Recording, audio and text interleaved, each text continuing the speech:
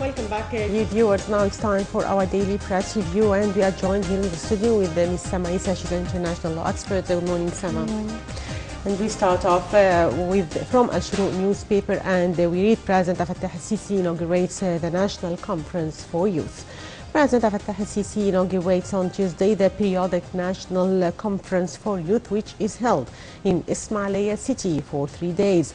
The conference coincides with the celebrations of Sinai Liberation Day, which Egypt marks its 35th anniversary also on Tuesday. 1,200 youths from the governorates of Suez, Ismailia, Port Said, North Sinai and South Sinai, as well as other governorates, take part in the conference. Youths from the Presidential Leadership Program, political parties and other youths also take part in the conference. So, Sama, how do you see the significance of this conference and the initiative launched during this conference, which is Ask the President, in which any citizen can ask the President a question, and that it coincides with the 35th anniversary of Sinai Liberation Day?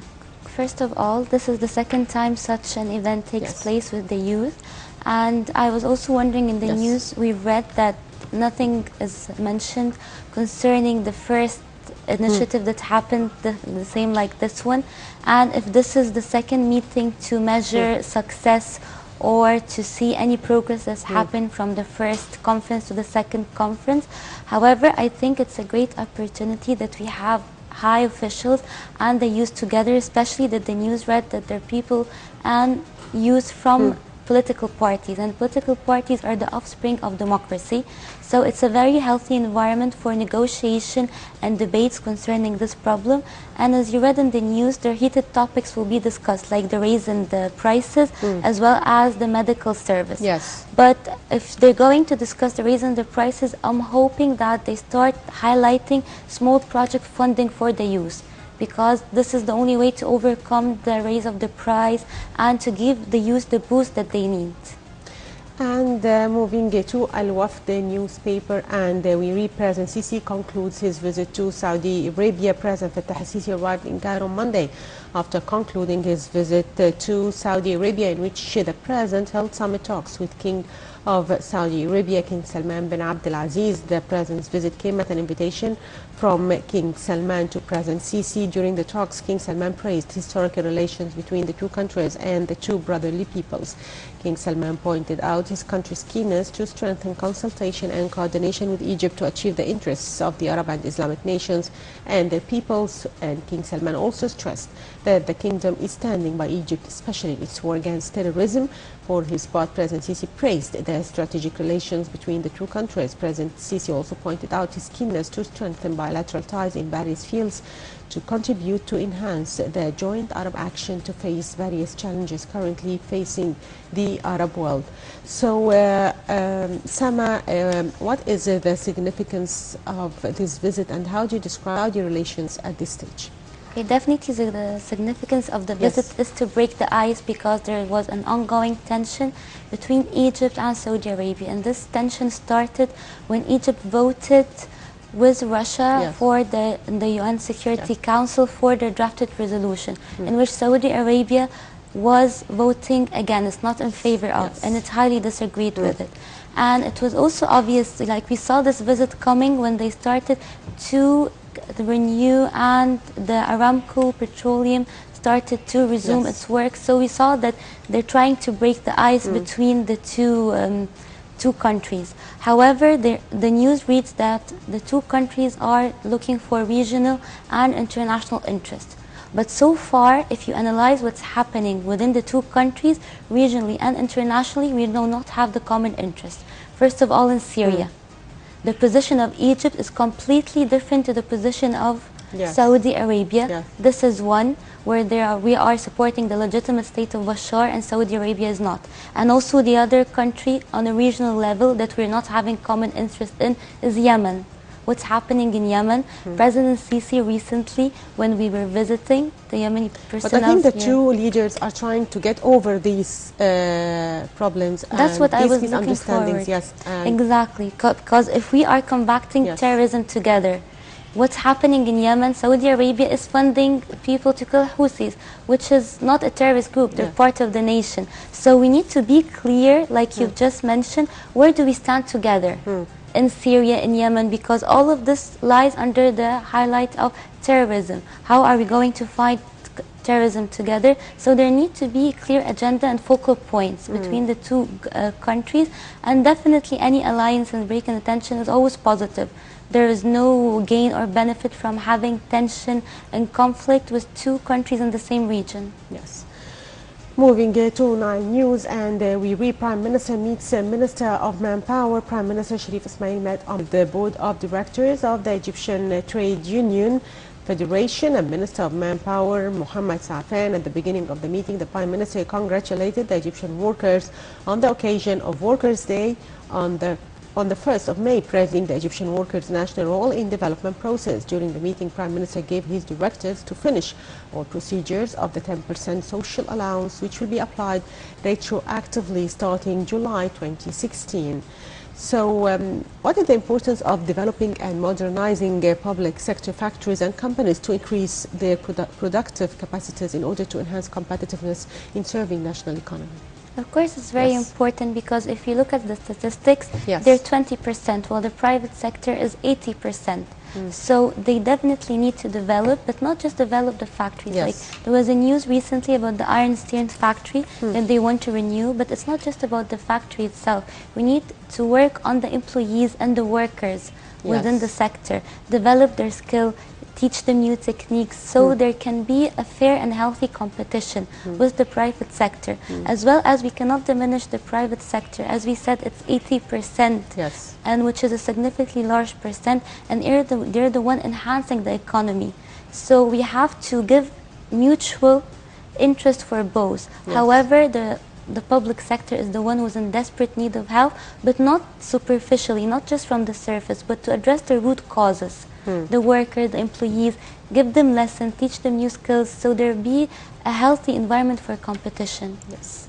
Moving to Al-Yom Al-Saba newspaper, and we read Foreign Minister Sameh Shoukry meets Greek Prime Minister. Sameh Shoukry met on Monday with the Greek Prime Minister Alexis Tsipras in Athens on the sidelines of the Ancient Civilizations Forum.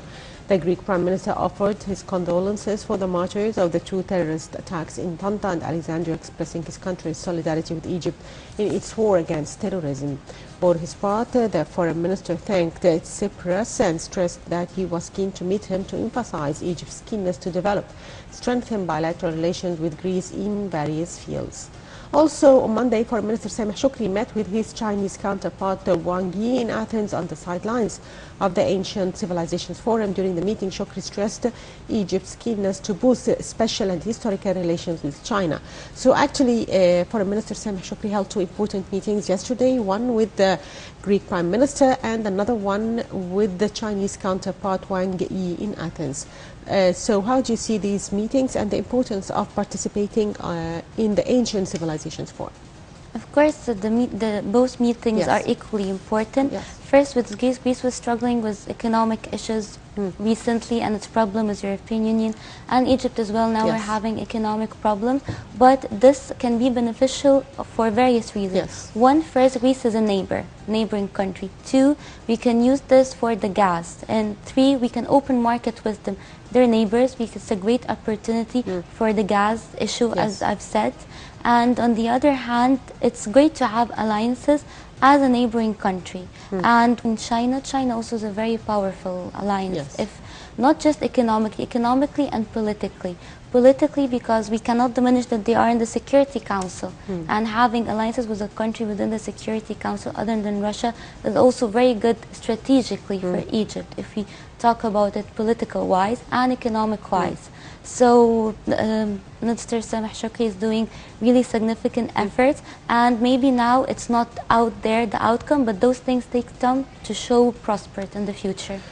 Yes, moving to Nile news, and we read Syrian army allies gain ground against rebels. The Syrian army and allied forces advanced against rebels in western Syria near Hama city, building on recent strategic gains in the area. Government forces captured the town of Halfaya and nearby villages, taking back territory that rebels seized last year from forces loyal to Syrian President Bashar al-Assad.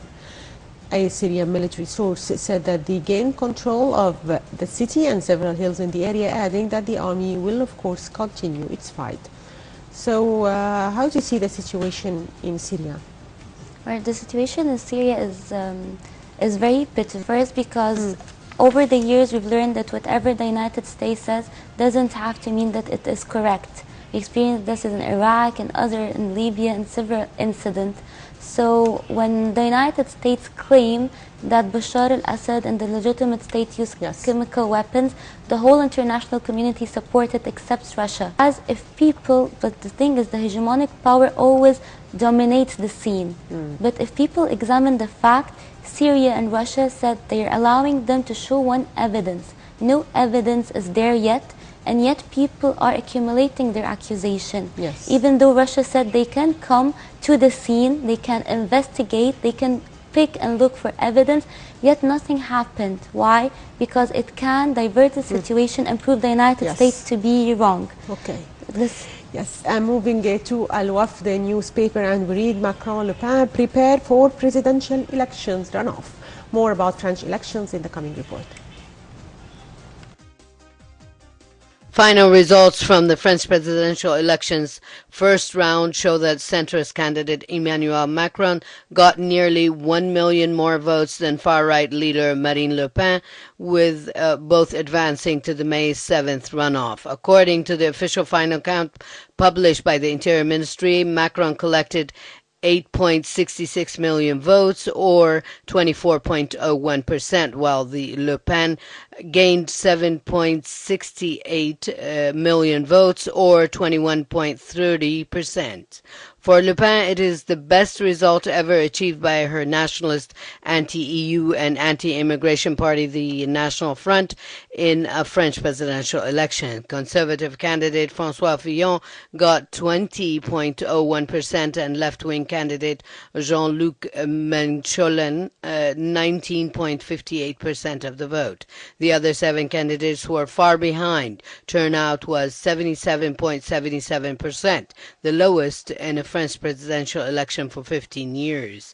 Meanwhile, former French conservative candidate François Fillon said that he has lost his legitimacy after losing in the first round of French presidential elections, and that he won't lead his party into June parliamentary elections. Fillon, whose campaign was derailed by a scandal of public-funded jobs in favor of his family, added that he will become a mere militant among the others again.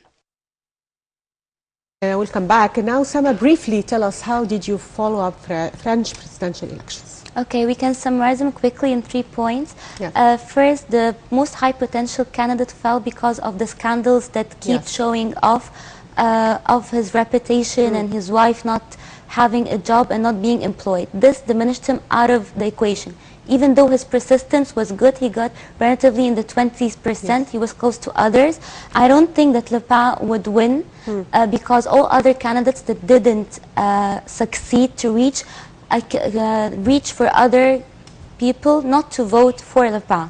And third, if anything, it shows that extremists and anything that's too odd and is not moderate and doesn't consider all people as a melting pot within a nation, it's having very few potential to win.